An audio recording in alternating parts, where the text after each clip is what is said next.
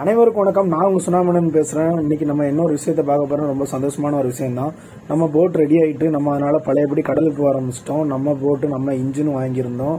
அது மாதிரி வலையும் நம்ம ரெடி பண்ணியாச்சு. இப்போ பார்த்துக்கிட்டிங்கன்னா எங்கள் அப்பா வந்து நம்ம பைவரில் 2 செட்டு வலையும் வாங்கி முடிச்சாச்சு. நம்ம கரைக்கு வந்துட்டு இருக்கோம்.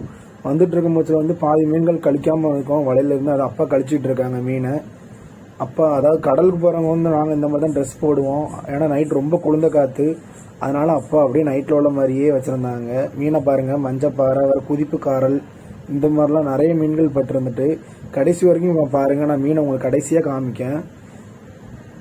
எங்கள் அப்பா ஒரு மீனாக கழிச்சிட்டு இருக்காங்க. எதுக்குன்னா நம்ம இங்கே வச்சே நம்ம 2 செட்டு வலையை கொண்டு போயிட்டு அந்த ஒரு செட்டு வலையில நல்லா க்ளீனாக மீனெல்லாம் எடுத்தாச்சு. இந்த ஒரு செட்டில் கொஞ்சம் மீன் இருக்குது, அதை மட்டும் நம்ம கழிக்கணும். நம்ம இப்போ கழித்து முடிச்சுட்டு கரைக்கு ஒரு வழியாக போயிடணும். இப்போ நம்ம கரைக்கு வந்தாச்சு. நம்ம போட்டில் உள்ள மீன்களை பாருங்கள், எவ்வளோ மீன் இருக்குன்னு பாருங்கள்.